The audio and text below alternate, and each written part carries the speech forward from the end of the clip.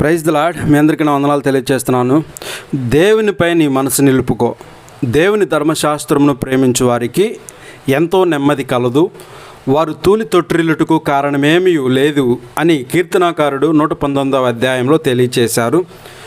మనిషి దేవుని ఆజ్ఞలు ఎవరైతే పాటిస్తారో, ఆయన ధర్మశాస్త్రమును ఎవరైతే ప్రేమిస్తారో, ముఖ్యంగా జీవితంలో ఎంతో నెమ్మదిగా ఉంటుంది.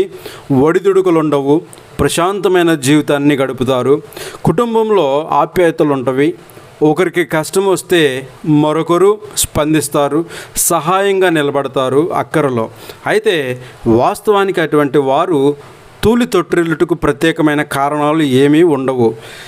ఎవరికి దేవుని ధర్మశాస్త్రమును ప్రేమించే వారికి, అటువంటి వారికి జీవితంలో నెమ్మది కలిగి ఉంటుంది.